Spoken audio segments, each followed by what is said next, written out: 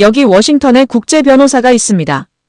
이 변호사는 1947년에 미군이 적은 이 비밀에 충격을 받았다고 합니다. 당시 변호사는 한국은 서구의 법과 현대 시스템이 부적절한 단순한 민족이라고 생각해 왔었는데요. 한국에 이것으로 인해 생각이 완벽하게 바뀌게 되었다고 합니다. 과연 이 변호사에게 대체 무슨 일이 있었던 것일까요?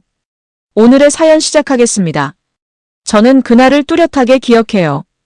워싱턴에 있는 국가기록보관소의 한 조용한 방에서 평소처럼 오래된 서류들을 살펴보고 있었어요.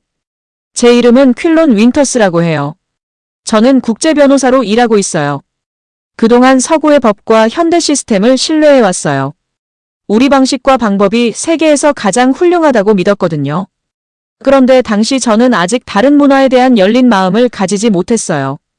특히 한국에 대해서는 별로 감탄하지 못했어요. 그 당시에는 한국의 전통이나 언어가 제가 알고 있던 것보다 단순하고 강력하지 않다고 생각했거든요.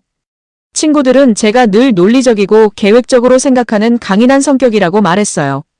그동안 열심히 일하며 제 명성을 쌓아왔고 늘 제가 배운 것들을 믿어왔어요. 그런데 그 평범한 날 특별한 일이 벌어졌어요. 먼지 쌓인 서류 더미를 뒤지던 중 다른 서류들과 어울리지 않는 한 문서를 발견했어요. 1947년에 미국 군정 시절 작성된 오래된 보고서였어요. 저는 그 순간 호기심과 망설임이 뒤섞인 이상한 감정을 느꼈어요.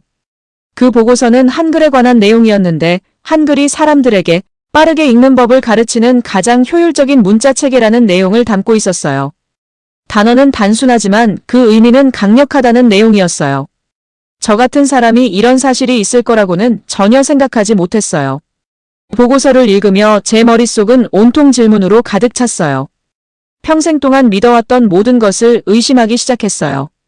저는 서구의 사고방식을 믿으며 우리의 시스템이 완벽하다고 여겼는데 이 한 문서가 전혀 다른 생각을 제시하고 있었거든요. 마치 제 마음속에 의심의 불씨를 당겼어요. 오랫동안 쌓아온 믿음과 새로운 정보 사이에서 깊은 갈등을 느꼈어요. 조용한 기록보관소의 방안을 둘러보며 저는 벽이 제게 다가오는 것만 같았어요. 그동안 서구의 시스템에 대한 확신을 갖고 열심히 공부했던 날들이 생각났어요. 로스쿨 시절 수없이 공부한 시간들, 그리고 쌓아온 확신들이 모두 떠올랐어요. 그런데 단 한 장의 보고서가 그 모든 것을 도전하고 있었어요. 무시할 수가 없었어요. 그래서 저는 한글이 왜 그렇게 효율적이라고 평가받는지 더 알아보기로 결심했어요. 비록 그동안 한국에 큰 관심을 두지 않았지만 이제는 제가 너무 성급하게 판단했을 수도 있다는 생각이 들었어요. 좋은 변호사이자 현명한 사람이 되려면 자신의 믿음에 도전하는 새로운 아이디어에도 열려 있어야 한다는 것을 깨달았어요. 그날 기록보관소를 나서면서 저는 문서를 꽉 쥐고 새로운 결심을 하게 되었어요. 한글의 효율성에 관한 더 많은 단서와 답을 찾아야겠다고 스스로 다짐했어요. 한글이 어떻게 설계되었는지 그 비밀을 이해하고 한때 무시했던 문화를 통해 배울 수 있는 점이 무엇인지 알아보고 싶었어요. 워싱턴에서의 발견 이후 저는 한국을 직접 보고 싶다는 필요를 느꼈어요. 그래서 서울로 여행을 가기로 했어요. 한글과 그 역사에 대해 궁금한 점이 많았거든요. 한글이 매우 효율적이라는 연구 결과에 대해 배우고 싶었고 이런 독특한 문자 체계를 만들어낸 나라를 직접 보고 싶었어요. 서울에 도착했을 때 저는 옛 전통과 첨단 기술이 어우러진 도시를 만났어요. 거리들은 분주하면서도 차분했어요. 저는 천천히 걸으며 여러 풍경을 감상했어요. 거대한 대문이 있는 고궁들과 유리와 강철로 지어진 현대식 건물들이 보였어요. 어디를 가도 과거를 존중하면서도 앞으로 나아가는 문화의 흔적이 느껴졌어요. 그곳은 역사와 현대가 어우러진 장소라는 느낌을 받았어요. 저는 언어와 교육에 관한 유명 연구센터를 방문했어요. 이 센터는 작았지만 활기가 넘쳤어요. 수년간 한글을 연구해온 많은 학자들이 있었어요. 그곳에서 저는 다정한 눈빛과 명쾌한 설명으로 친절하게 안내해 주시는 김 교수님을 만났어요. 김 교수님께서는 세종대왕이 한글을 창제하셨다는 사실과 한글이 누구나 쉽게 읽고 쓸 수 있도록 설계되었다는 이야기를 해주셨어요. 저는 교수님께서 한글 자모의 단순한 모양과 한국어 소리와 논리적으로 맞아떨어지는 구조를 설명해 주시는 말씀을 귀 기울여 들었어요. 센터에서는 여러 학생들도 만날 수 있었어요. 학생들은 현대적인 방법과 전통적인 기법을 활용하여 한글을 배우고 있었어요. 한 선생님께서 한글 자모가 어떻게 만들어졌는지 설명해 주시는 모습을 지켜보았어요. 학생들은 종이에 글씨를 연습하며 한 획 한 획 차분하게 써내려갔어요. 그들의 학습 속도가 인상적이었어요. 한글은 이론적으로만 효율적인 것이 아니라 실제 생활에서도 매우 실용적이라는 느낌을 받았어요. 글자의 선명한 선들과 논리적인 구조 덕분에 배우는 과정이 거의 자연스러워 보였어요. 그리고 저는 역사적으로 중요한 곳으로 알려진 인근의 한 작은 마을로 짧은 여행을 다녀왔어요. 작은 박물관에서 저는 한글로 쓰인 옛 문서와 편지를 보았어요. 이 자료들은 한글의 오랜 역사와 평범한 사람들이 교육을 받는데 한글이 어떤 역할을 했는지를 보여주었어요. 박물관 안내인들이 제공해 주시는 간단한 설명을 천천히 읽으며 감상했어요. 그들의 말은 명료하고 직접적이었어요. 그렇게 저는 한글이 많은 사람들에게 빠르게 읽는 법을 가르치고 자신감을 심어주었다는 사실을 조금씩 이해하게 되었어요. 제가 가는 곳마다 사람들은 자기 언어와 문화를 자랑스러워하는 모습이 보였어요. 한적한 공원에서 저는 벤치에 앉아 연세 많은 분들이 나라의 역사에 대해 이야기하는 것을 들었어요. 그분들은 차분하고 명쾌한 어조로 학문과 교육을 증진시키기 위해 과거 세대들이 얼마나 노력했는지를 회상하셨어요. 그들의 목소리는 안정적이었고 말 한마디 한마디에 그들의 유산에 대한 존경이 묻어났어요. 저는 예전에는 무시했던 제 시선이 이제는 한국식 삶의 가치에서 무언가를 찾기 시작하고 있다는 것을 느꼈어요.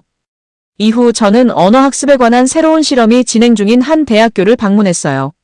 한 교실에서는 젊은 선생님의 지도 아래 학생들이 한글 읽기를 연습하고 있었어요. 선생님께서는 한글 자모 하나하나를 천천히 그리고 신중하게 설명해 주셨어요. 학생들의 얼굴에서는 집중하는 모습이 역력했어요. 인내심과 열정을 가지고 학습하는 모습이 인상적이었어요. 교실은 단순하면서도 체계적으로 배치되어 있었어요.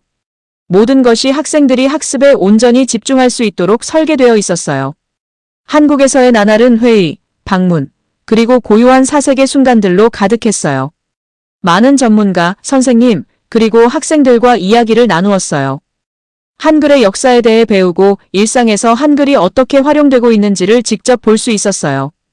그렇게 저는 한때 무시했던 것들이 실제로는 깊이 있고 실용적인 가치가 있다는 것을 깨닫기 시작했어요. 한국에서 저는 풍부한 역사뿐만 아니라 교육과 발전에 대한 현대적 의지도 발견했어요. 이 여정은 저에게 새로운 시각과 그들의 시스템의 가치를 더욱 명확히 이해할 수 있는 기회를 주었어요.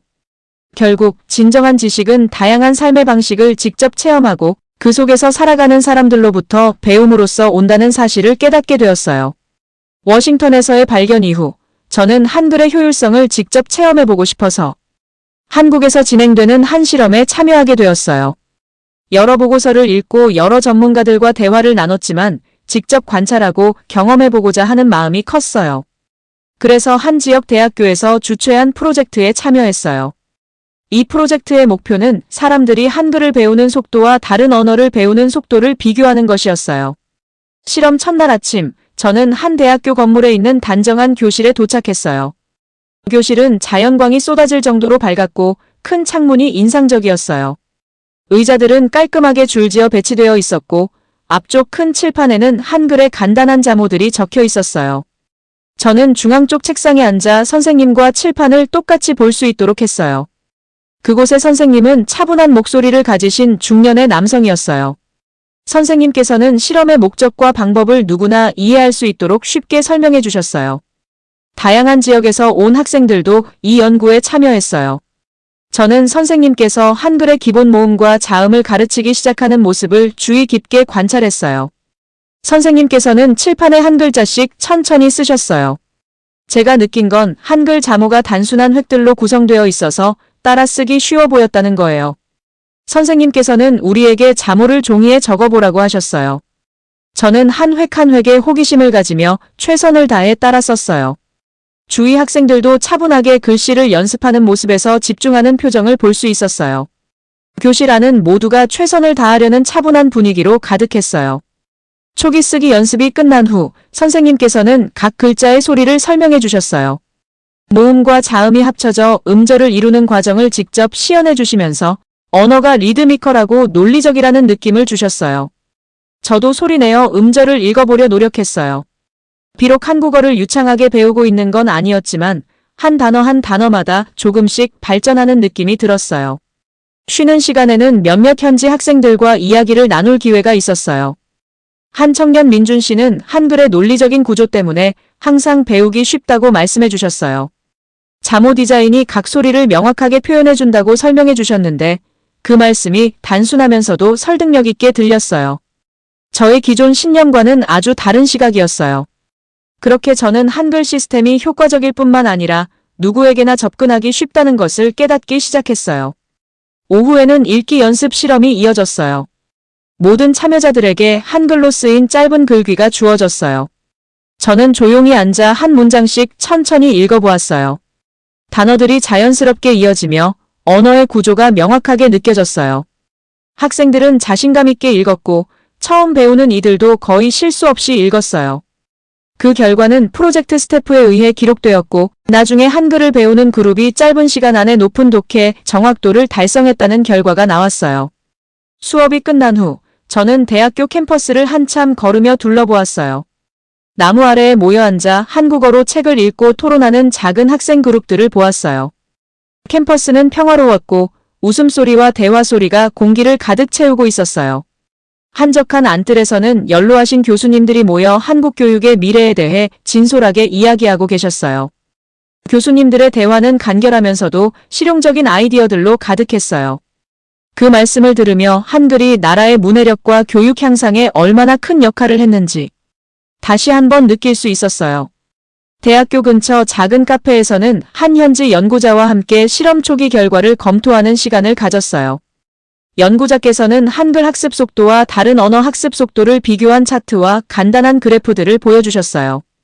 그 결과 한글의 구조 덕분에 초보자들이 더 쉽게 배울 수 있다는 사실이 명확하게 드러났어요. 연구자께서는 한글의 논리적인 디자인이 학습자들이 기본 독서 체계를 이해하는 데 필요한 시간을 줄여준다고 평이해 주셨어요. 저는 명료한 증거와 간단한 설명에 깊이 감탄했어요. 하루 종일 저는 한국 문화와 그 언어에 대한 점점 더 큰 존경심을 느꼈어요. 이 실험은 단순한 효율성 테스트를 넘어 한국의 일상과 교육 방식을 엿볼 수 있는 창이 되어 주었어요.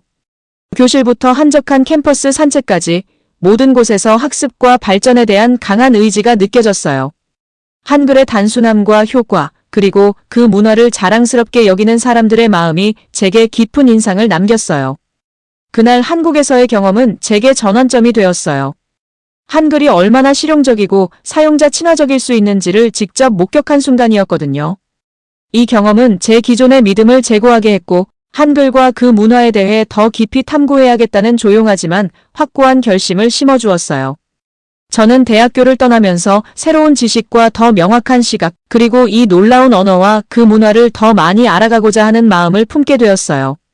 대학교에서의 실험 이후 저는 한글과 그것을 매일 사용하는 사람들에 대해 더 배우고자 하는 열망을 안고 한국에서의 여정을 계속했어요.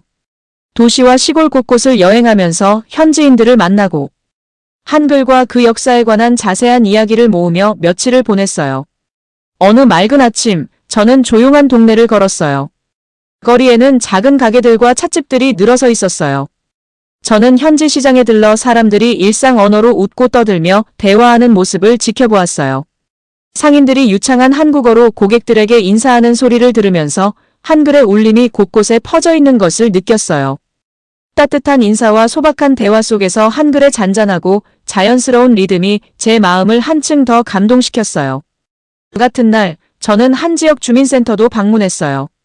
그곳에는 오랫동안 그 동네에서 살아오신 어르신들이 모여 과거 이야기를 나누고 계셨어요.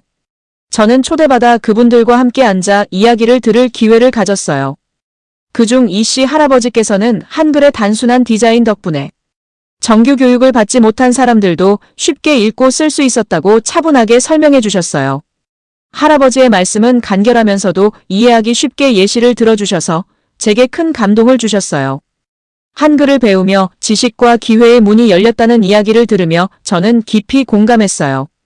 또한 저는 다시 한번 김 교수님을 뵙는 오후 시간을 가졌어요. 이번에는 김 교수님께서 저를 오래된 서적과 한글 문서들이 가득한 작은 도서관으로 안내해 주셨어요. 정갈하게 정돈된 책장마다 한국의 오랜 역사를 담은 이야기가 깃들어 있었어요. 교수님께서는 이 책들이 일상적인 말투처럼 명확하고 직설적인 스타일로 쓰여져 있음을 설명해 주셨어요. 그리고 언어의 표준화를 도왔던 고서들을 보여주시며 페이지를 넘길 때마다 글자의 깔끔한 선과 명확한 형태가 마치 사람들 사이에 다리를 놓기 위한 도구처럼 느껴졌어요. 그 후 저는 전통 예술로 유명한 한 마을로 버스를 타고 이동했어요. 마을 중심에는 아이들이 이야기와 노래를 통해 한글을 배우는 작은 학교가 있었어요. 저는 나무 책상과 색색의 글자가 그려진 분필판이 있는 소박한 교실에 앉았어요. 그곳의 선생님 수진 씨께서는 차분하고 명료하게 각 글자를 하나하나 설명해 주셨어요.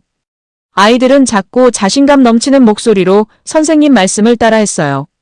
저는 몇몇 아이들이 종이에 글씨를 연습하는 모습을 보며 그들의 획들이 신중하고 체계적으로 움직이는 것을 관찰했어요. 그 모습은 단순하지만 강한 인상을 남겼고 한글의 효과에 대한 제 믿음을 더욱 굳건하게 해주었어요. 며칠 동안 저는 여러 지역 학교와 주민센터를 방문하며 한결같은 모습을 발견했어요.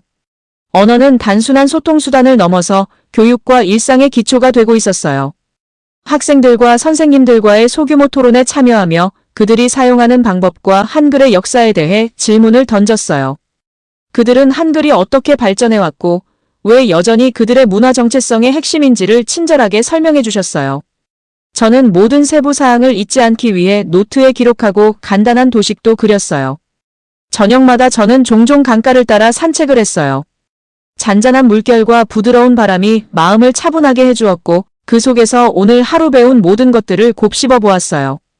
한글의 명확한 구조, 이씨 할아버지, 김 교수님, 수진 씨 그리고 많은 분들과 나눈 따뜻한 대화 그리고 시장과 학교에서 들려오는 한글의 소리들이 한데 어우러져 학습과 소통을 중시하는 문화를 생생하게 느낄 수 있었어요. 매 만남마다 저는 한글의 효율성과 한국 사람들이 그 언어에 대해 가지는 자부심을 깊이 깨달았어요. 한글의 단순한 디자인은 단지 실용적일 뿐만 아니라 교육과 상호 연결을 위한 공동체의 결심을 상징하는 것이었어요. 제가 배울수록 체계적으로 설계된 한글이 어떻게 사람들의 삶을 변화시키고 교육을 모두에게 열어주는지에 대해 더욱 감사하게 되었어요. 한국에서의 체류를 마무리할 즈음 저는 현지인들과 굳건한 인연을 쌓았고 한글에 대한 풍부한 지식을 얻었어요. 이번 여정은 단순히 언어를 배우는 것을 넘어서 단순함과 명료함을 통해 공동체의 빛을 전한 사람들을 이해하는 시간이었어요. 이 장에서 배운 명쾌한 교훈과 소박한 진리들을 가슴에 새기며 저는 새로운 시각과 함께 고국으로 돌아갈 준비를 했어요. 며칠간 배우고 관찰한 후 저는 한글과 한국인의 삶에 대해 배운 점들을 나눌 때가 왔다고 느꼈어요. 그래서 서울에서 현지 교육자와 지역 지도자들을 만나보기로 했어요. 한글에 대한 제 관찰 내용을 선생님들, 학생들, 그리고 관계자들과 이야기할 수 있도록 지역 주민센터에서 작은 모임을 마련했어요. 센터에 도착했을 때 저는 나무 의자들이 원 모양으로 배치된 소박한 방을 보았어요. 벽에는 간단한 그림과 한국의 역사적 장소 사진들이 장식되어 있었어요. 저는 모두에게 고개를 끄덕이며 웃으면서 인사를 드렸고 각자 자리에 앉았어요. 제가 미국에서 온 국제 변호사로서 한글을 배우러 왔다는 점과 한글의 효율성과 그 뒤에 있는 문화를 새롭게 이해하게 된 제 관점을 나누고자 했음을 소개했어요. 첫 번째 발표자 중 한 분은 박씨 선생님이셨어요. 퇴임한 학교 교장으로서 따뜻한 눈빛과 차분한 목소리로 한글이 한국인의 삶을 어떻게 바꾸었는지 말씀해 주셨어요. 한글의 명확하고 논리적인 구조 덕분에 아이들이 빠르게 읽는 법을 배웠고 정규 교육을 받지 못한 어르신들도 쉽게 읽고 쓸 수 있었다는 이야기를 전해주셨어요. 박씨 선생님의 말씀은 간결하고 직접적이어서 그분이 자신의 유산을 얼마나 자랑스럽게 여기시는지 느낄 수 있었어요. 박씨 선생님이 말씀을 마치신 후 저는 제 경험 몇 가지를 나누기 시작했어요. 대학교에서 참여했던 실험에 대해 이야기하며 교실의 분위기, 종이에 신중하게 적은 글씨, 그리고 선생님의 명쾌한 설명을 상세히 전했어요.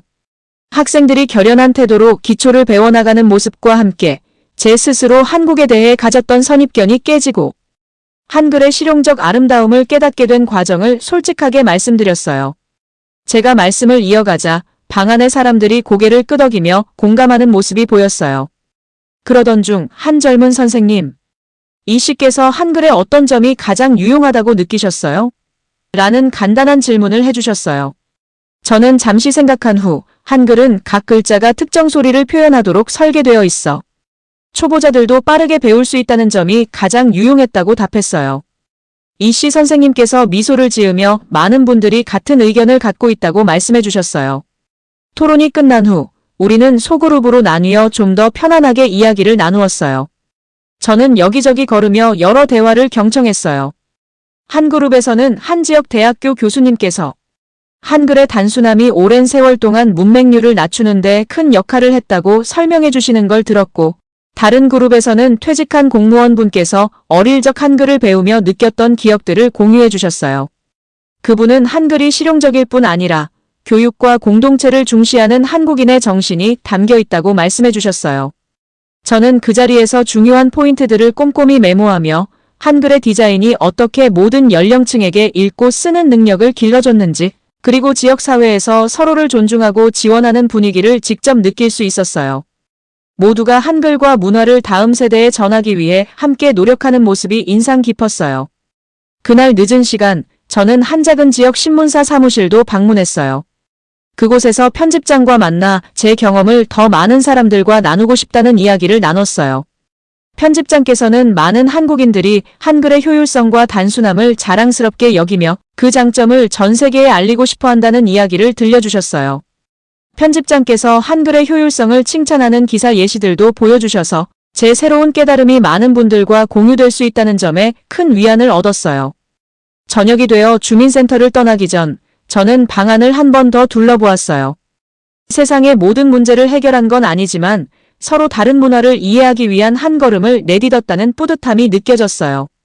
조용히 대화를 나누는 어르신들, 미래를 이야기하는 젊은 여성들, 그리고 칠판에 메모를 하는 선생님들의 모습에서 희망과 발전의 이야기가 묻어 있었어요.